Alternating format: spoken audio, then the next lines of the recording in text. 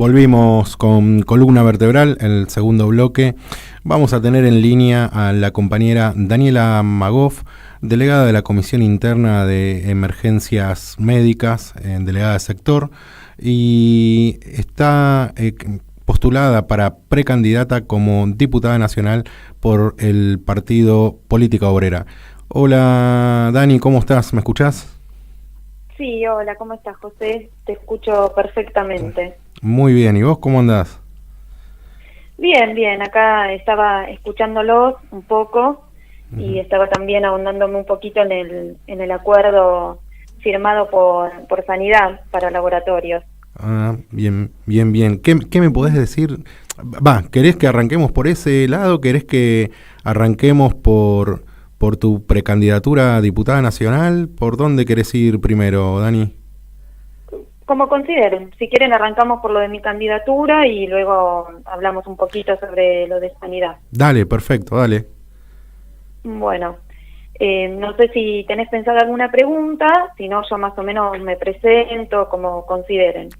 Presentate y de ahí arrancamos a hacerte preguntas porque tenemos varias, Dani, tenemos varias. Dale, Dale. dale, buenísimo. No, yo este año voy como precandidata, digamos, a diputada nacional por el Partido Política Obrera.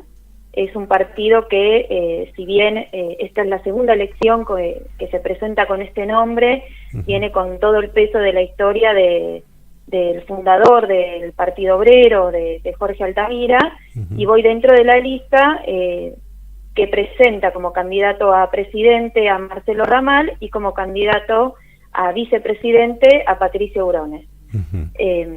Nuestro desafío principal es poder superar las PASO y que se pueda llevar la voz de los trabajadores y trabajadoras frente a toda esta situación que muy bien desarrollaban antes en relación a la cuestión económica, la cuestión del trabajo, de los salarios por debajo del monto, ¿no?, y del costo de vida. Poder llevar todas estas discusiones y estas reivindicaciones en estas elecciones que nos parece muy importante que estén.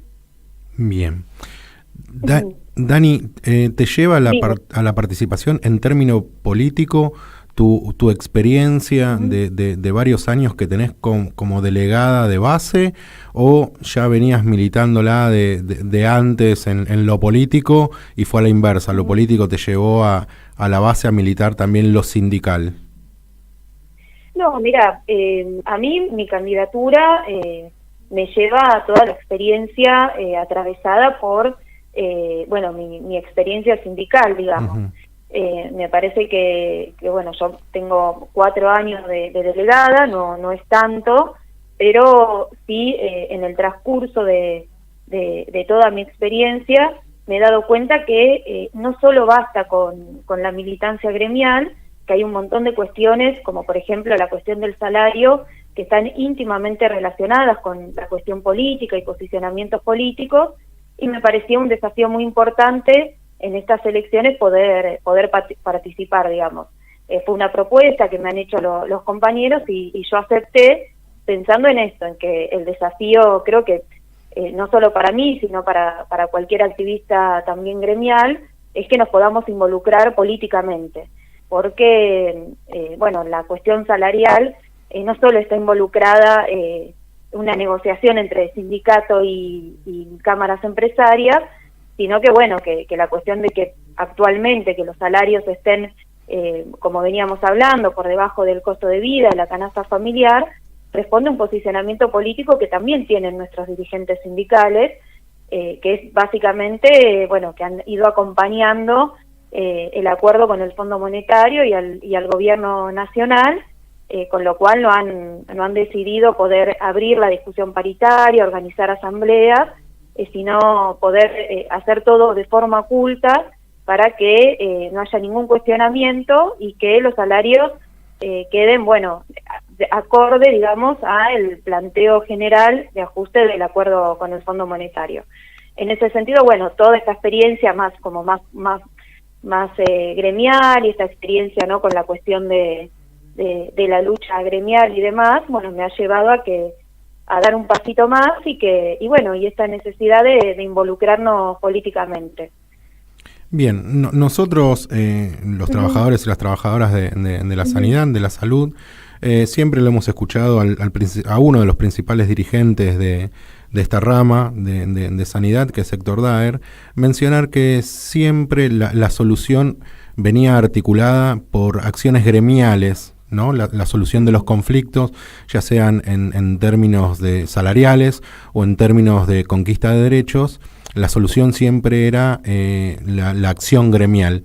No hace mucho se tornó o empezó a expresar que la solución era política y que por eso el movimiento obrero debía tener bancas o ocupar lugares en las diferentes listas de los distintos partidos, porque la solución era política. ¿Con cuál de las dos nos quedamos? ¿Es gremial? ¿Es política? ¿Son ambas? ¿Cuál es la visión que tienen en el espacio donde vos hoy estás militando y por cuál sos precandidata a diputada? Bien, mira, yo creo dos cuestiones. Yo creo que es política, digamos, la solución, pero no pasa solamente por una banca o por un lugar en el gobierno, digamos.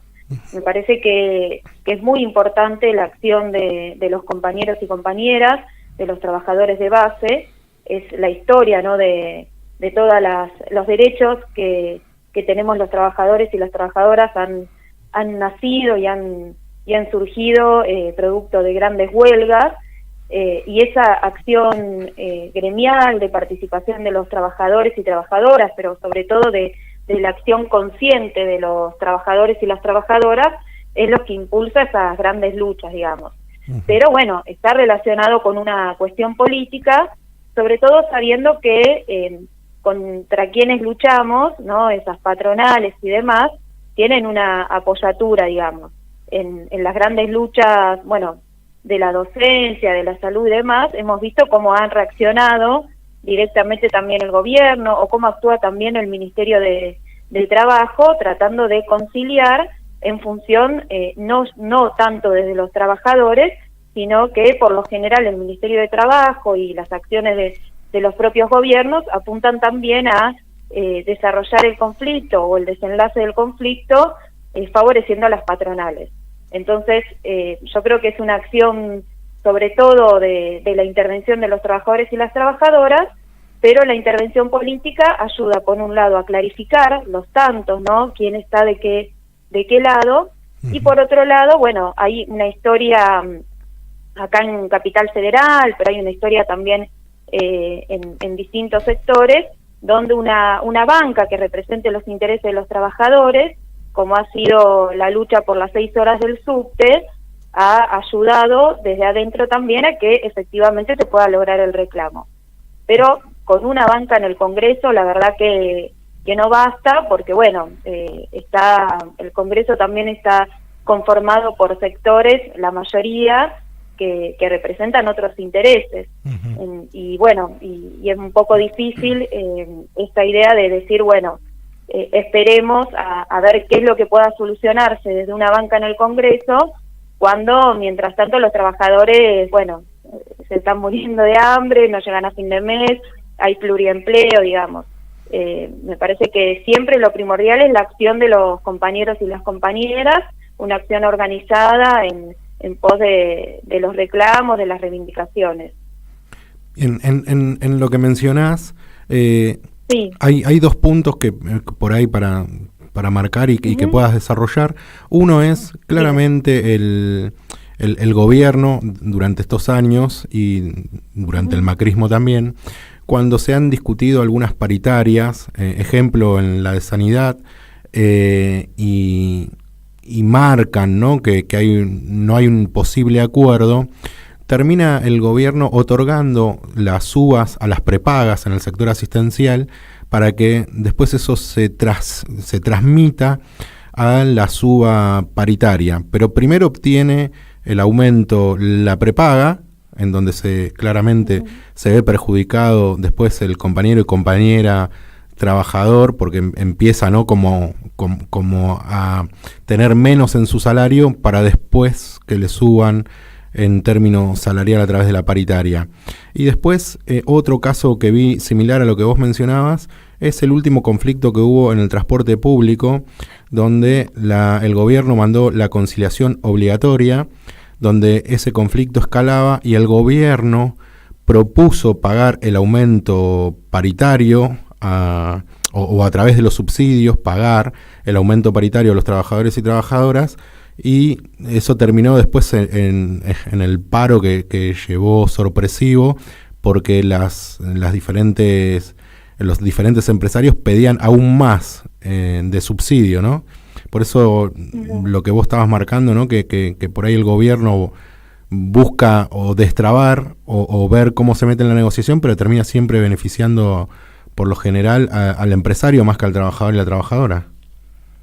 Claro, tal cual. Y lo de sanidad es muy gráfico porque inclusive yo escuchaba antes cuando ustedes mencionaban que los acuerdos salariales no son acumulativos, entonces el sindicato publica un porcentaje y en realidad es un porcentaje engañoso porque es a partir del sueldo de enero y no del último sueldo que cobramos.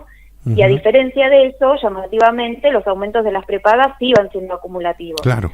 Entonces, ahí se queda muy marcado, con la paritaria de sanidad es muy marcado porque no está relacionado a las negociaciones e incluso los paros y demás que se han realizado, de los cuales hemos participado una gran cantidad de compañeros y compañeras. Me parece que incluso superando las intenciones de la misma conducción sindical, los paros también apuntaban a destrabar esa negociación de financiamiento y no a escuchar qué era lo que sucedía en esas asambleas informativas, donde los compañeros y las compañeras planteaban necesidad de avanzar en acuerdos más altos, digamos. Yo recuerdo el último paro que se iba a convocar, que después se suspendió ahora el año pasado, que los compañeros y las compañeras en estas asambleas informativas lo que planteaban era que mínimo el aumento tenía que ser de un 100%, y esto no fue ni siquiera escuchado, digamos, los plenarios delegados no se abre el micrófono como para poder intervenir y demás, y se cerró la paritaria posteriormente como efectivamente vos comentaste, de haber cerrado el acuerdo con las prepagas, que seguramente ellos sí se han consultado cuáles eran los aumentos que consideraban, digamos.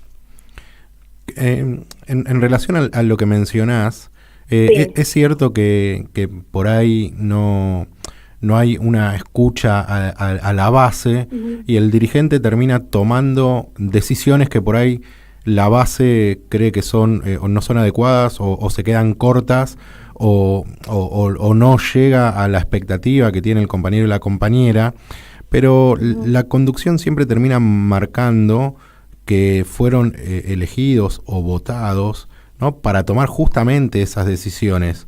¿Es tan así que deben desoír a la base y que fueron elegidos para tomar estas decisiones sin consultar a sus cuerpos orgánicos? Porque eso no sucede. No convocan a sus cuerpos orgánicos para ver qué es lo que está pasando en las bases y cuáles son las necesidades, que bien todos sabemos cuáles son las necesidades de los trabajadores y las trabajadoras en la actualidad.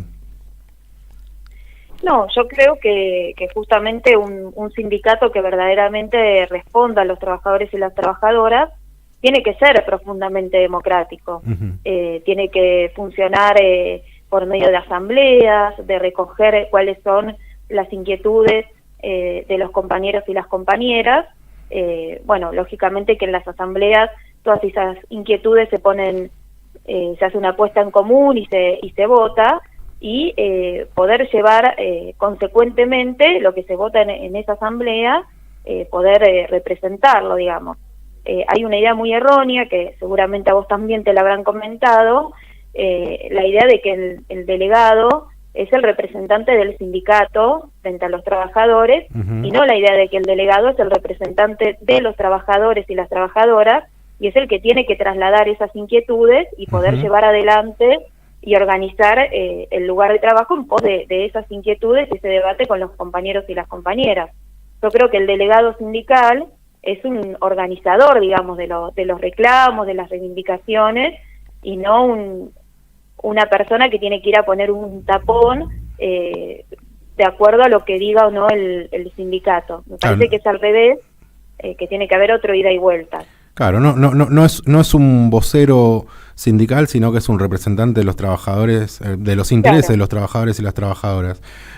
Ahí me llegaron 2 preguntas para hacerte. Sí. La primera, ¿qué propuesta tiene tu espacio político con respecto a los ajustes que impone el FMI?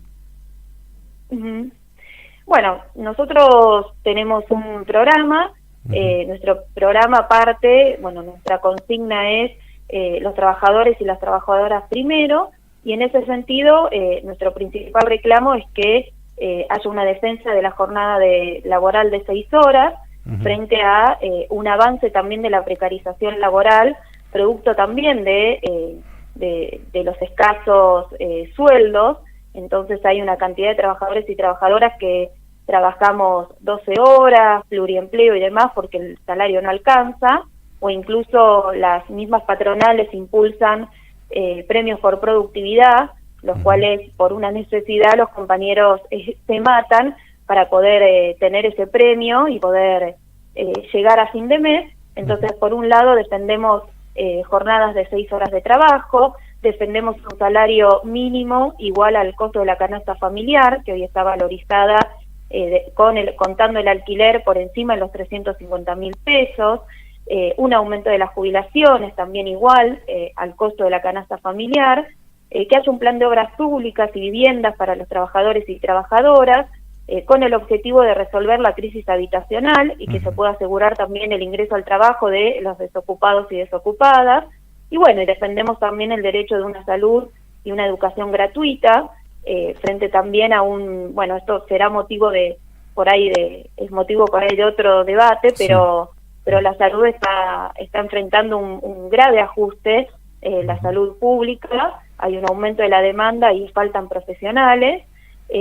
Por otro lado también, nosotros incorporamos al programa la defensa del medio ambiente, porque hay una destrucción muy fuerte de la naturaleza en manos también de los monopolios capitalistas.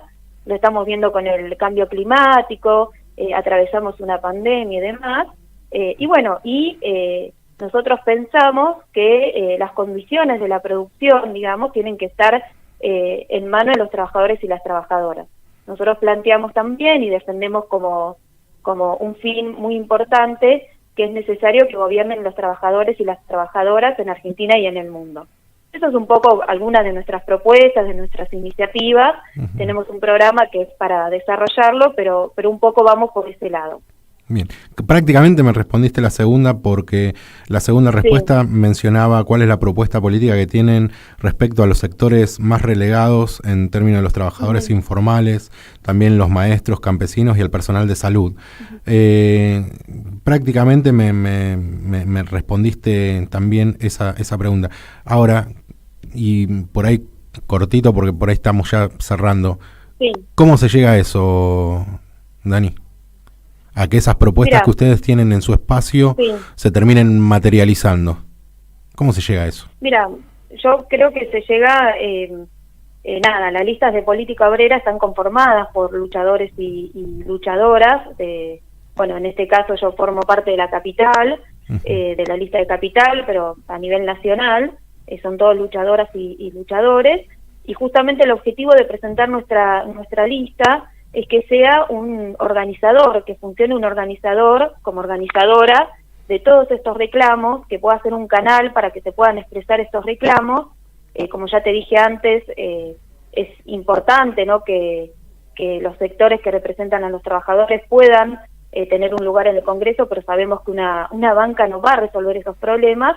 Y nosotros lo que defendemos en general es que para conquistar un salario igual a la canasta familiar, para poder conquistar, por ejemplo, el aumento de las jubilaciones, el trabajo y demás, es necesario llegar a una huelga general, ¿no? Que todas estas luchas que se producen a lo largo y ancho del país, bueno, se unifiquen y que pongan en jaque al poder político y pongan en agenda las verdaderas reivindicaciones de los trabajadores y las trabajadoras. Eso un poco es nuestro objetivo. Nuestro objetivo hoy, como dije antes, es principalmente que este programa esté en las elecciones generales y que, bueno, que nuestra lista pueda funcionar como ese organizador de tantos reclamos y de tantas luchas que se están dando a lo largo y ancho del país, en la capital federal, en los distintos establecimientos de sanidad, en los establecimientos de salud pública y que sirva también como para eso, para ser un canal de expresión de estas luchas y estos intentos de todos los trabajadores y trabajadoras por involucrarse y por salir adelante.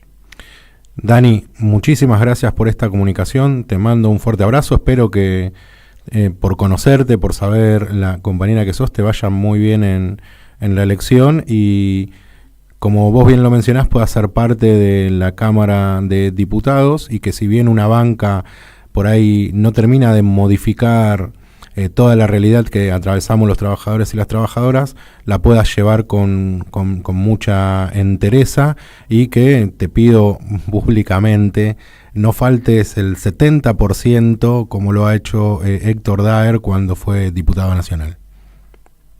Bueno. Muchísimas gracias y cerrá como vos quieras, Dani.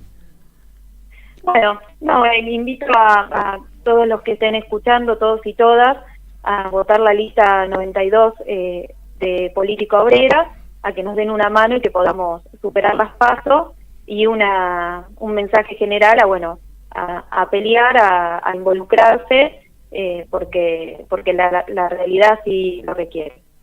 Muchísimas gracias, Dani. Hasta luego, te mando un abrazo grande.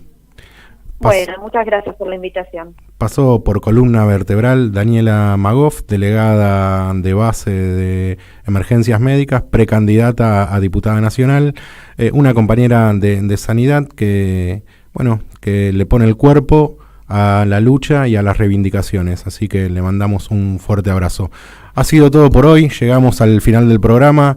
Un fuerte abrazo a mi compañera Juana Gonzalo, que hoy tuvimos la comunicación telefónica, a los operadores como siempre, Martín, un grosso,